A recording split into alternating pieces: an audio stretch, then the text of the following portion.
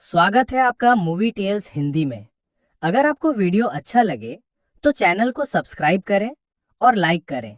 आज की इस वीडियो में मैं आपके लिए लेकर आया हूँ 2024 में रिलीज हुई एक थ्रिलर सर्वाइवल फिल्म एडन की कहानी। कहानी शुरू करने से पहले मैं आप सभी को शुभ दिन की शुभकामनाएं देना चाहता हूँ। तो बिना देर किए सीधे कहानी पर चलते हैं।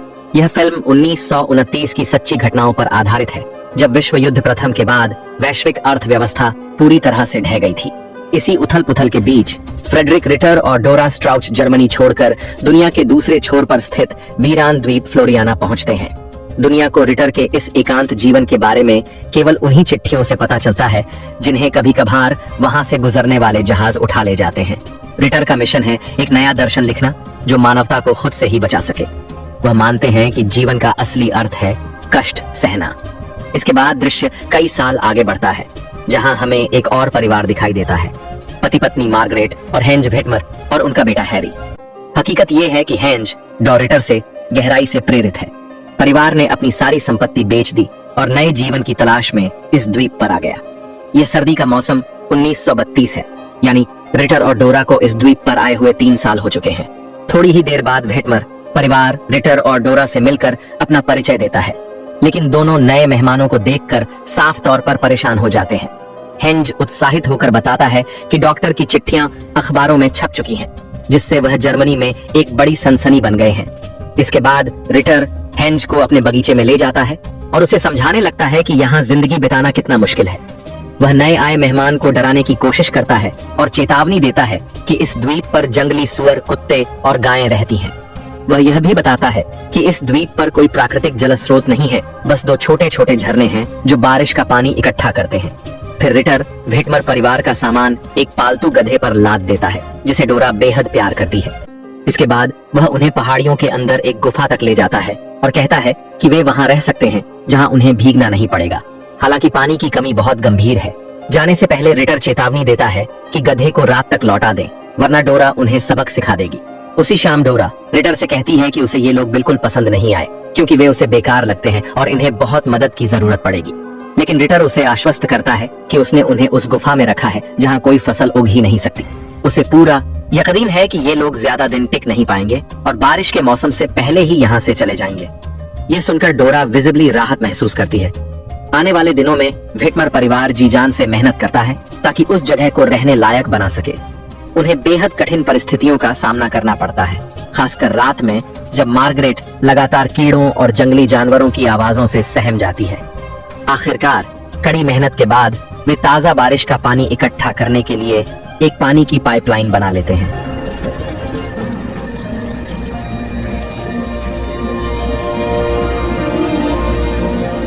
एक रात मार्गरेट हेंज को बताती है कि उसकी माहवारी को 3 महीने हो चुके हैं, यानी वह गर्भवती है। यह सुनकर हेंज बेहद खुश हो जाता है। अगले दिन दोनों परिवार अपने अपने रोजमर्रा के कामों में लगे रहते हैं। तभी अचानक दूर से गोली चलने की आवाज आती है। रिटर तुरंत अपनी दूरबीन उठाकर देखता है और पाता है कि समुद्र तट की ओर एक नाव आ रही है, जिसे देखकर वह साफ तौर पर चिढ़ जाता है। थोड़ी ही देर बाद नाव किनारे लगती है और उसमें से एक औरत उतरती है, एलोइस, जिसे उसके 2 प्रेमी रूडी और रॉबर्ट सहारा देकर ले जा रहे होते हैं। एलोइस द्वीप की खूबसूरती देखकर मंत्रमुग्ध हो जाती है और वहां एक लग्जरी रिजॉर्ट बनाने की बात करती है। इसके बाद तीनों बड़े उत्साह से पानी की ओर बढ़ते हैं और वहां जाकर एक दूसरे के साथ घुल मिलने लगते हैं, जबकि उनका नौकर मैनुअल ये सब उलझन भरी नजरों से देखता रहता है। कुछ देर बाद डोरा बगीचे में काम कर रही होती है। तभी वहां एलोइस अपने प्रेमियों के साथ पहुंचती है। एलोइस अपना परिचय देती है कि वह एक बैरोनेस है और बताती है कि वे लोग काफी समय से उस मशहूर डॉक्टर की तलाश कर रहे हैं। उसी वक्त रिटर बिना कपड़ों के बाहर आता है। एलोइस उत्साहित होकर कहती है कि वह हमेशा से उस इंसान से मिलने का सपना देखती थी जिसने प्रकृति को वश में कर अपना खुद का साम्राज्य बना लिया। वह दावा करती है कि उसने जिन जिन लोगों से मुलाकात की है, राष्ट्रपतियों से लेकर प्रधानमंत्रियों और दार्शनिकों तक, हर कोई उस प्रतिभाशाली आदमी के बारे में बात करता है जिसने कैविटी से बचने के लिए अपने दांत खुद ही उखाड़ डाले। रिटर उनसे पूछता है कि वे कहाँ डेरा डाले हुए हैं। इस पर एलोइस जवाब देती है कि वे समुद्र तट पर ठहरे हैं, लेकिन रिटर उन्हें चेतावनी देता है कि वहाँ पानी नहीं मिलेगा और वह उनके लिए एक बेहतर जगह जानता है। इसके बाद हम देखते हैं कि एलोइस और उसके प्रेमी एक तालाब में नहा रहे हैं और हंसी मजाक कर रहे हैं। लेकिन तभी वेटमर परिवार वहां पहुंच जाता है और उन्हें देखकर गुस्से से भर उठता है। क्योंकि वे उनकी एकमात्र पीने योग्य पानी की जगह को गंदा कर रहे थे। एलोइस शांत रहते हुए माफी मांगती है और कहती है कि उसे इसकी जानकारी नहीं थी। वह अपना परिचय उनके नए पड़ोसी के रूप में देती है और यह भी बताती है कि वह यहाँ एक रिजॉर्ट बनाने की योजना लेकर आई है। एलोइस बताती है कि रूडी उसका इंजीनियर है और रॉबर्ट उसका बॉडीगार्ड। इसके बाद वह हेंज को कुछ चिट्ठियां देती है और कहती है कि इनमें से कुछ व्हिटमर परिवार के लिए हैं और कुछ रिटर के लिए। वह विनम्रता से हेंज से कहती है कि इन्हें आगे पहुंचा दे।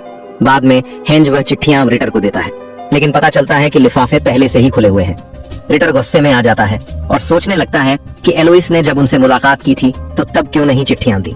डोरा को शक होता है कि यह सब जानबूझकर किया गया है ताकि उन्हें लगे कि हेंज ने चिट्ठियां खोलकर पढ़ी हैं और दोनों परिवार आपस में लड़ पड़े। इस पर गुस्से में हेंज एलोइस से मिलने जाता है और उससे पूछता है कि वह क्यों पड़ोसियों के बीच दुश्मनी पैदा करना चाहती है उनके पत्र खोलकर। लेकिन एलोइस शांत रहकर जवाब देती है कि डॉक्टर ने भी वही किया था जब उसने उसे हेंज का पानी का स्रोत दिखाया, न कि अपना, ताकि दोनों आपस में भिड़ें। इसके बाद एलोइस उसे अपने भव्य रिजॉर्ट की योजना दिखाती है और कहती है कि यह सिर्फ करोड़पतियों के लिए एक एक्सक्लूसिव जगह होगी। लेकिन हेंज को शक होता है कि इतनी कठोर जगह पर यह संभव भी है या नहीं।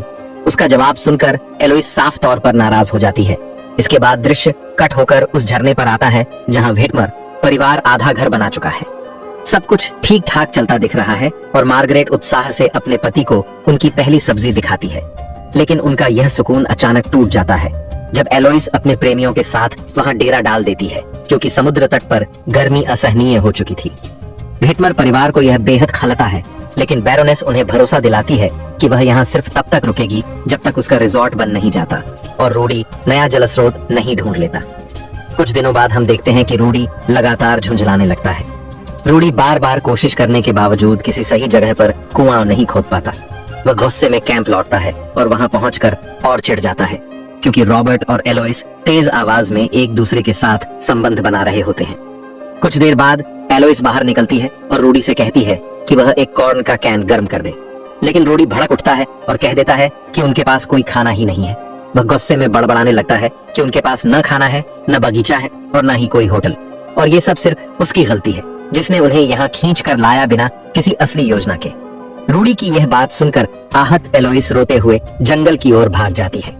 अगले दिन मार्गरेट घर पर अकेली होती है, जबकि उसका पति और बेटा जंगल में शिकार करने गए होते हैं। रॉबर्ट और मैनुएल दूर से उसे और घर को ध्यान से देखते रहते हैं। अचानक मार्गरेट के पेट में तेज दर्द उठता है, जो उसे अजीब लगता है क्योंकि उसके बच्चे के जन्म में अभी हफ्तों बाकी हैं। दर्द बढ़ने पर वह घबराकर अपने पति को पुकारती है, लेकिन वह आसपास नहीं होता। बेबस होकर मार्गरेट मदद लेने के लिए निकल पड़ती है। उसी दौरान रॉबर्ट और मैनुएल चुपके से घर में घुस आते हैं और खाने की तलाश शुरू कर देते हैं। थोड़ी ही देर बाद मार्गरेट बैरोनेस के कैंप पहुंचती है और घबराकर एलोइस, रूडी और यहाँ तक कि मैनुएल को भी आवाज देती है, लेकिन कोई जवाब नहीं मिलता।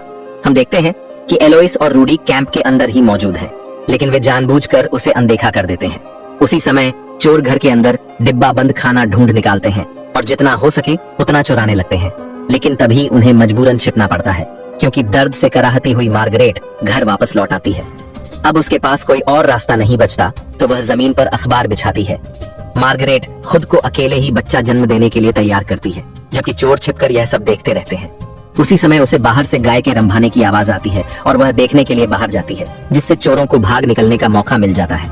मार्गरेट की हालत और बिगड़ जाती है जब कई जंगली कुत्ते घर के आसपास आ जाते हैं और उस पर भौंकने लगते हैं। बेचारी औरत, जो पहले ही प्रसव पीड़ा से जूझ रही है, झाड़ू लेकर कुत्तों से लड़ने की कोशिश करती है, लेकिन कुत्तों की संख्या ज्यादा होती है। इसी बीच एलोइस गुस्से में होती है कि मर्द इतने कम खाने का सामान लाए हैं जो कुछ हफ्तों से ज्यादा नहीं चलेगा। यहाँ मैनुएल घबराकर बताता है कि मार्गरेट अकेले ही बच्चा जन रही है और उन्हें उसकी मदद करनी चाहिए। रूडी भी इस बात से सहमत होता है, लेकिन निर्दयी एलोइस उन्हें सख्ती से रोक देती है और कहती है कि वे यहाँ सिर्फ उसकी मदद करने आए हैं, किसी और की नहीं। इसी दौरान गर्भवती महिला का पानी फट जाता है और वह भयंकर कुत्तों से घिरी रहती है। वह अपनी सारी ताकत जुटाकर उन पर चिल्लाती है और अंततः अपने बच्चे को जन्म दे देती है, लेकिन तभी कुत्ते उसके नवजात शिशु पर हमला करने की कोशिश करते हैं और मार्गरेट उसे बचाने में असमर्थ हो जाती है। तभी हेंज और हैरी समय पर पहुंचते हैं और हवा में गोलियां चलाते हैं, जिससे कुत्ते डरकर भाग जाते हैं। खुशकिस्मती से बच्चा स्वस्थ नजर आता है, लेकिन मार्गरेट की हालत तेजी से बिगड़ने लगती है। बेचैन हेंज तुरंत रिटर के पास दौड़ता है और उससे अपनी पत्नी की जान बचाने की गुहार लगाता है। पहले तो डॉक्टर साफ मना कर देता है, लेकिन जब डोरा भी उससे अनुरोध करती है तो वह अनमने मन से व्हिटमर परिवार की मदद करने को तैयार हो जाता है।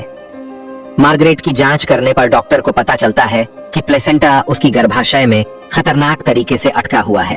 अब डॉक्टर को तुरंत गर्म पानी और एक चम्मच की जरूरत होती है ताकि समस्या को ठीक किया जा सके। उसी दौरान मैनुअल, जो चुपके से जासूसी कर रहा होता है, भागकर एलोइस के पास जाता है और उसे बताता है कि डॉक्टर मार्गरेट की मदद करने पहुंच चुका है। यह सुनकर बैरोनेस आग बबूला हो जाती है, क्योंकि उसे डर है कि अब पड़ोसी आपस में दोस्त न बन जाए। वह मैनुअल को डांटते हुए कहती है कि उसे डॉक्टर को रोकना चाहिए था, यहाँ तक कि उसे चोट भी पहुंचानी चाहिए थी। एलोइस की यह पागलपन भरी बातें सुनकर मैनुअल का सब्र टूट जाता है और वह उसे बुरी औरत कह देता है। यह सुनकर एलोइस गुस्से में आकर तुरंत उसे नौकरी से निकाल देती है। दूसरी ओर रिटर कुशलता से फंसा हुआ प्लेसेंटा निकाल देता है और आखिरकार मार्गरेट की जान बचा लेता है। इसके बाद दृश्य गर्मियों में कट होता है, जब पूरा द्वीप सूख चुका होता है। रिटर लगातार लिखता रहता है, लेकिन उसे नए विचार नहीं मिलते। उसकी सारी बातें बस दूसरे दार्शनिकों की नकल जैसी लगती हैं। उधर रूडी व्हिटमर परिवार के पास आता है और गिड़गिड़ाकर खाना मांगता है, क्योंकि उसने कई दिनों से कुछ नहीं खाया। दंपत्ति दयालुता दिखाते हुए उसे अपने साथ खाने के लिए बुलाते हैं। इसी दौरान रूडी चौंकाने वाला खुलासा करता है कि एलोइस असली बैरोनेस नहीं है। उसने अपना पूरा व्यक्तित्व फिल्मों से चुराया है, उसका लहजा, उपाधि और यहाँ तक की कहानियां भी। वह आगे बताता है कि उसके माता पिता ने उसे उसके बुरे स्वभाव की वजह से घर से निकाल दिया था और इसके बाद उसने पेरिस में एक कैबरे डांसर के तौर पर काम किया। वहीं उसकी मुलाकात रूडी और रॉबर्ट से हुई। कुछ समय बाद एक जहाज द्वीप पर आता है, जिसमें एलन हैनकॉक नाम का आदमी एक अभियान दल लेकर आता है। एलोइस तुरंत कैंप की सफाई में जुट जाती है, क्योंकि उसे लगता है कि यही आदमी उसका टिकट है, जिससे वह इस द्वीप से बाहर निकल सकेगी। जल्द ही हमें पता चलता है कि एलन रिटर से मिलने आया है और वह सभी के लिए बेहद जरूरी सामान और खाना भी लेकर आया है। कुछ देर बाद एलोइस एक शानदार ड्रेस पहनकर एलन के पास पहुंचती है और बिना किसी मुश्किल के उसे अपने आकर्षण में फंसाने की कोशिश करती है। उसे जल्द ही पता चलता है कि एलन सिर्फ एक खोजी यात्री ही नहीं, बल्कि एक मशहूर और अमीर हॉलीवुड फिल्म निर्देशक भी है। शाम को एलन एक छोटी सी पार्टी आयोजित करता है, जहां वह डॉक्टर को उसकी बहादुरी के लिए बधाई देता है, व्हिटमर परिवार को फ्लोरियाना के पहले बच्चे के लिए शुभकामनाएं देता है और आखिर में एलोइस की सुंदरता की तारीफ करता है। डिनर के बाद अभियान दल अगले दिन रवाना होने की तैयारी करता है, इसलिए बेताब एलोइस एलन को रिझाने की कोशिश करती है, लेकिन एलन विनम्रता से उसका प्रस्ताव ठुकरा देता है। चालाक एलोइस फिर भी नाटक करती है और सीने में दर्द होने का बहाना बनाकर उसका हाथ अपने सीने पर रखती है, यह कहते हुए कि वह अकेलेपन से पीड़ित है। यह सुनकर एलन जोर से हंस पड़ता है और साफ कर देता है कि उसे उसमें कोई दिलचस्पी नहीं है। इसके बाद वह उससे विदा लेता है, जिससे एलोइस हैरान रह जाती है कि कोई उसे ठुकरा भी सकता है। अगले दिन जहाज बिना उसे साथ लिए रवाना हो जाता है। इससे एलोइस बेहद निराश और चिंतित हो जाती है। दोपहर में रिटर को पता चलता है कि एलन द्वारा छोड़ा गया सारा सामान एलोइस ने चुरा लिया है, जिससे वह गुस्से से भर उठता है। इसके बाद वह व्हिटमर परिवार के पास जाता है और कहता है कि अब वक्त आ गया है पक्ष चुनने का। इसके साथ ही रिटर और हेंज राइफल उठाकर एलोइस के कैंप पहुंचते हैं और उससे चुराया हुआ खाना वापस करने की मांग करते हैं, लेकिन एलोइस साफ इनकार कर देती है और यहाँ तक कि हेंज का मजाक उड़ाती है कि वह सोच भी कैसे सकता है कि रिटर उसके साथ खाना बांटेगा। यहाँ रॉबर्ट बंदूक निकालता है और उन पर गोली चलाने की कोशिश करता है, लेकिन मार्गरेट बीच में आकर किसी भी खून खराबे को रोक लेती है। घर लौटने पर रिटर गुस्से से पागल हो उठता है और अपनी टाइपराइटर पर गोलियां बरसाने लगता है। इसके बाद वह ऐलान करता है कि वह शिकार पर जा रहा है और आखिरी बचा हुआ खाने का डिब्बा भी साथ ले जाता है। डोरा विरोध करती है और कहती है कि यह तो मुर्गियों के लिए रखा गया है, लेकिन रिटर तर्क देता है कि वे सड़े गले टुकड़े भी खा सकती हैं और गुस्से में वहां से चला जाता है। उसी दिन बाद में रूडी व्हिटमर परिवार के साथ खाना खा रहा होता है, जब एलोइस बाहर आती है और उससे अकेले में बात करने को कहती है। अनमने मन से रूडी उसके पास जाता है। एलोइस उसे खाना और कपड़े थमाते हुए कहती है कि अगर वह जाना चाहता है तो आजाद है, क्योंकि उसने कभी उसे रोकने का इरादा नहीं किया था। यह सुनकर रूडी भावुक हो जाता है और उसे चूम लेता है। फिर पूछता है कि उसके जाने से पहले क्या वह उसके लिए कुछ करना चाहती है। आधी रात को व्हिटमर परिवार अजीब सी आवाजों से जाग उठता है, जो उनके बगीचे से आ रही होती है। हेंज राइफल लेकर बाहर निकलता है और हैरान रह जाता है जब देखता है कि उनका पानी चोरी हो चुका है। वह आवाज की दिशा में एक गोली दाग देता है, लेकिन ध्यान से देखने पर उसकी आंखें दहशत से फैल जाती हैं। असल में वह डोरा का प्यारा गधा होता है। अगले दिन डोरा देखती है कि उसकी मुर्गियां बीमार हो गई हैं। वह घबराने लगती है जब उसे एहसास होता है कि उसका गधा भी गायब है। वह व्हिटमर परिवार के पास जाकर पूछती है कि क्या उन्होंने उसे देखा है, लेकिन सब अनजान बनने का नाटक करते हैं। बेचारी औरत टूटकर घुटनों पर गिर पड़ती है। तभी हेंज तुरंत उसकी मदद करता है और उसे घर ले जाता है। हेंज अकेले में रिटर से बात करता है और उसे सब कुछ बता देता है। कुछ ही देर बाद वे देखते हैं कि रॉबर्ट झाड़ियों में छिपकर जासूसी कर रहा है और फिर भाग खड़ा होता है। तभी उन्हें एहसास होता है कि यह सब एलोइस की ही साजिश थी। गुस्से से भरे दोनों उसे सामना करने निकल पड़ते हैं, लेकिन रास्ते में उन्हें रूडी मिल जाता है। रूडी तुरंत सबके सामने माफी मांगता है और कबूल करता है कि एलोइस ने ही उसे गधा चुराने के लिए मजबूर किया था। वह मान लेता है कि उसे बस घर लौटना है। यह सुनकर दोनों उसे माफ कर देते हैं। जब हेंज घर लौटता है, वह अपनी पत्नी और बेटे को जंगल में घास इकट्ठा करने भेजता है ताकि बरसात से पहले छत को मजबूत किया जा सके। इसके बाद रिटर, रूडी और हेंज एलोइस का सामना करने पहुंचते हैं और उसे तंबू से बाहर आने को कहते हैं, लेकिन एलोइस इनकार कर देती है। तभी रॉबर्ट गुस्से से बाहर निकलता है और उन पर टूट पड़ता है। वह बेहद ताकतवर साबित होता है और तीनों को एक एक करके पछाड़ देता है। वह लगभग रूडी को मार ही डालता है, लेकिन आखिरी पल में हेंज बीच में कूद पड़ता है और उसकी जान बचा लेता है। हेंज बार बार उसे छुरे से गोदता है जब तक कि वह जमीन पर गिरकर दम न तोड़ दे। कुछ ही पल बाद एलोइस कैंप से बाहर आती है और अब यह दिखाने लगती है कि वह रॉबर्ट की शिकार थी। वह कहती है कि रॉबर्ट बहुत हावी रहता था और वह बेतहाशा उससे छुटकारा पाने की कोशिश कर रही थी। फिर वह तीनों को लालच देती है कि अब उसका रिजॉर्ट वे सब बराबर बराबर बांट सकते हैं, क्योंकि उन्होंने उसकी कीमत साबित कर दी है। लेकिन उसकी बातों पर कोई यकीन नहीं करता और फिर ऐसा होता है।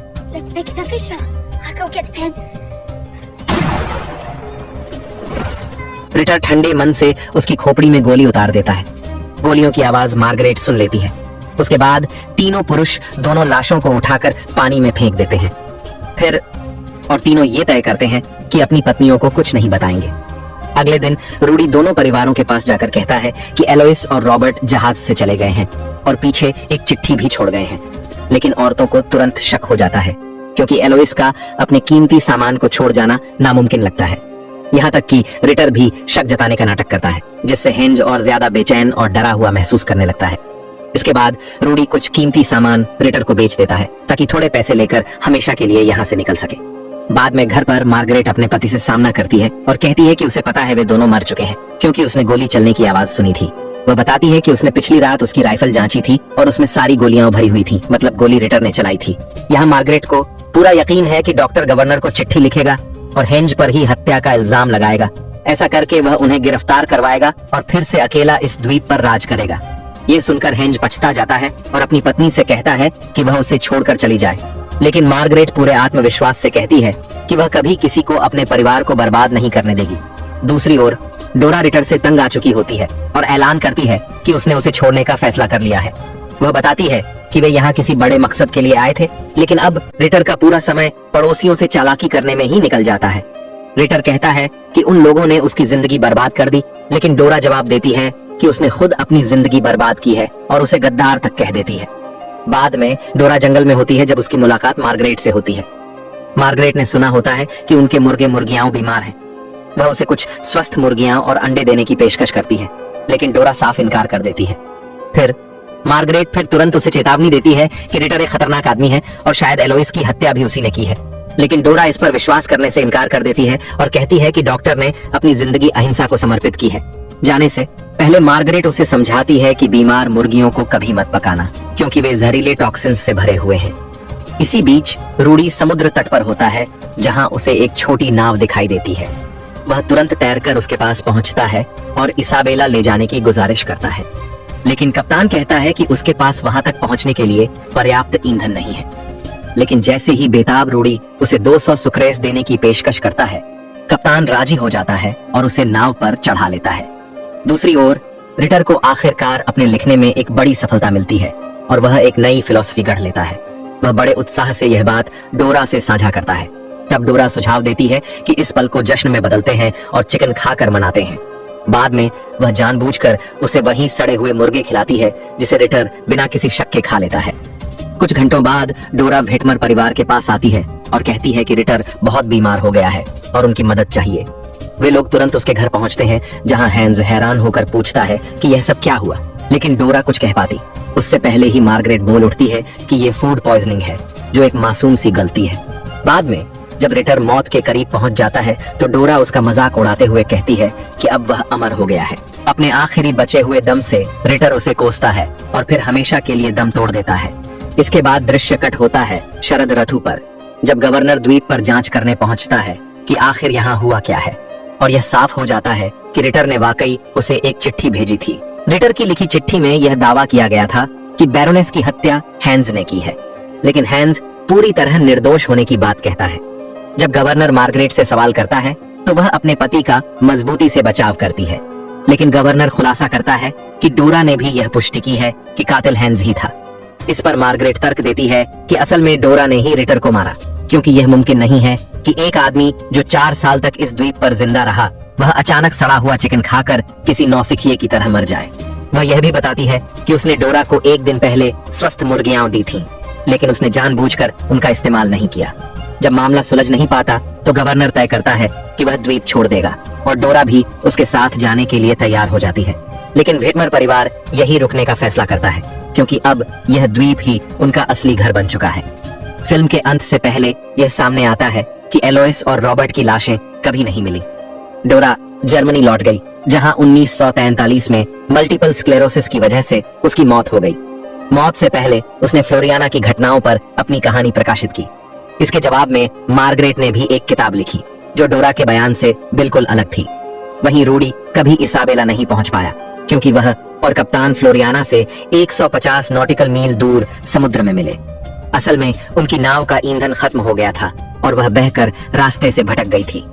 आखिर में मार्गरेट 2000 तक इस द्वीप पर जीवित रही और 96 साल की उम्र में उसकी मौत हो गई। आज भी उसके वंशज इस द्वीप पर एक छोटा सा टूरिस्ट होटल चलाते हैं। ठीक है दोस्तों, देखने के लिए धन्यवाद। फिर मिलेंगे अगले वीडियो में।